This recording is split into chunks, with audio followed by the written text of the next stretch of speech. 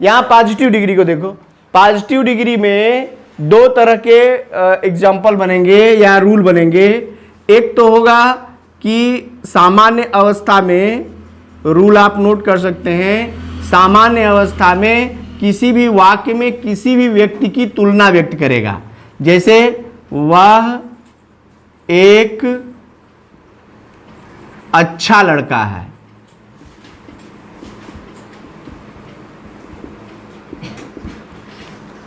और दूसरा वह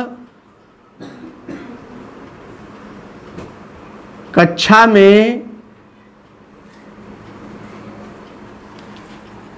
इतना अच्छा है जितना कि मोहन।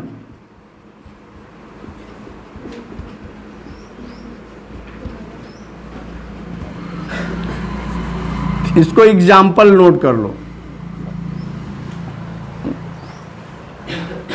ये देखो, इसमें एडजेक्टिव आया है अच्छा ना। ये क्या है, एक सामान्य अवस्था है, वह एक अच्छा लड़का है, यानी किसी लड़के के बारे में कहा कि वह एक अच्छा लड़का है, यानी ये हो जाएगा he is a good boy. बात समझ में आ रही है? तो ये तो एक व्यक्ति के बारे में एक सामान्य गुण का वर्णन किया गया कि वह एक अच्छा लड़का है। दूसरे में देखो, वह कक्षा में इतना अच्छा है जितना कि मोहन, यानी यहां पर जो है तुलना हो गई लेकिन समान गुण, यानी वह भी अच्छा है और मोहन भी अच्छा है। तुलना दोनों की हो रही है लेकिन एक सामान्य अवस्था की। तो यहां पर क्या हो जाएगा, पहले सब्जेक्ट क्या है, ही इज। अब यहां देखो, इतना और जितना के लिए एज का प्रयोग किया जाता है। किसका प्रयोग? एज का प्रयोग किया जाता है। ठीक है, तो इसका मतलब हो जाएगा he is as good in the class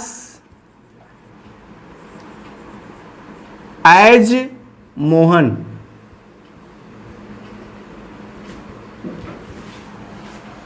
समझ में आ गई?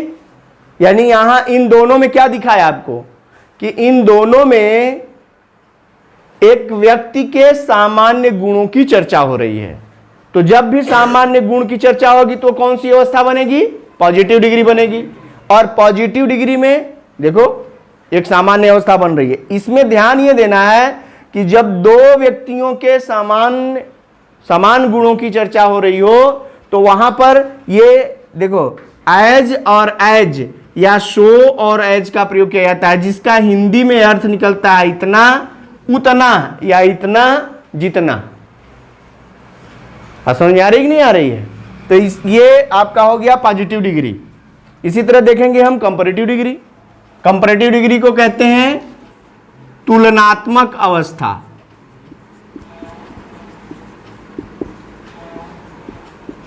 अब यहां तुलनात्मक अवस्था क्या है? तो अब इसमें किसी को बड़ा बनाया जाएगा, अधिक, अपेक्षा अधिक आता है ना, अपेक्षा अधिक। तो जब अपेक्षा अधिक की बात आती है तो वहां पर बनेगा कंपैरेटिव डिग्री। कंपैरेटिव डिग्री का एक फार्मूला आप नोट कर सकते हैं कि पहले सब्जेक्ट होता है, फिर वर्ब होता है, फिर उसके बाद कंपैरेटिव डिग्री होती है। कंपैरेटिव डिग्री, फिर उसके बाद देन, फिर उसके बाद होता है सब्जेक्ट टू, ये 1 और ये 2। बात समझ में आ रही कि नहीं आ रही है? जैसे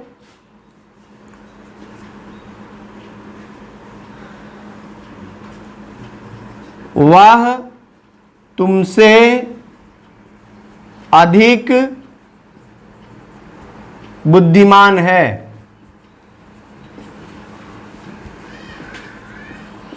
ठीक है, देखिए वह तुमसे अधिक बुद्धिमान है। तो इसमें क्या है, देखो वह तुमसे अधिक, यानी उसकी तुलना तुमसे की गई और वो अधिक बुद्धिमान है। तो जो अधिक बुद्धिमान है उसको पहले लेंगे, यानी हो जाएगा ही इज, और कंपैरेटिव डिग्री में क्या होगा, visor then you. He is visor then you. ठीक, ये हो गया आपका कंपैरेटिव डिग्री।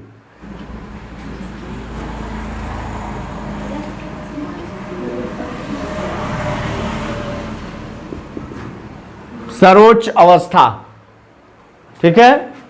अब देखो सुपरलेटिव डिग्री क्या है, जब दो से अधिक व्यक्तियों या वस्तुओं में किसी को सर्वोच्च अवस्था दर्शाया जा रहा हो तो वहां सुपरलेटिव डिग्री होती है।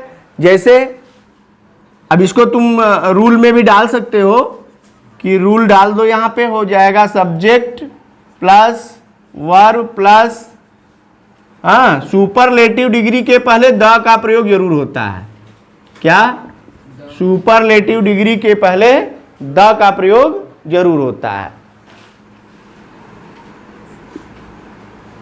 उसके बाद अदर्स आप डाल सकते हैं, जैसे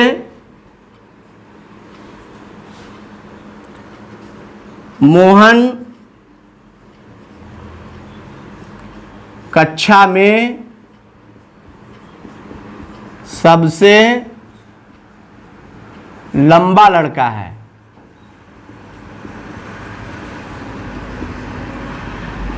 अब देखो यहां सर्वोच्च अवस्था हो गई, तो सर्वोच्च अवस्था के लिए क्या लेंगे?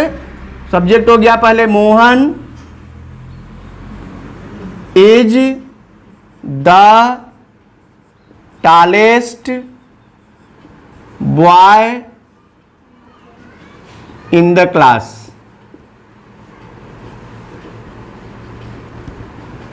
ठीक है। कभी कभी इसमें एक रूल और बन जाता है, जैसे यहां हो जाता है one of the. Superlative degree के पहले क्या होता है? One of the. One of the का प्रयोग होता है, यानी रूल आप लिख सकते हैं subject plus verb plus one of the, फिर यहां होगा सुपरलेटिव डिग्री, फिर उसके बाद अदर्स।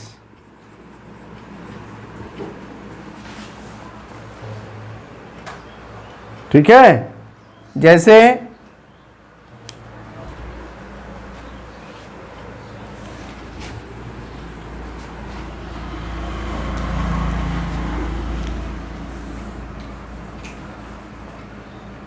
सीता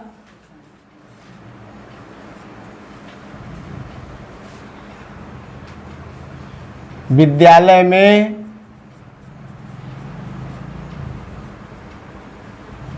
सबसे बुद्धिमान छात्रों में एक है।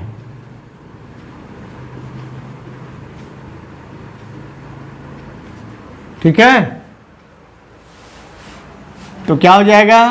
Sita is one of the wisest students in the school. Sita is one of the wisest students in the school. Sita विद्यालय में सबसे बुद्धिमान छात्रों में एक है।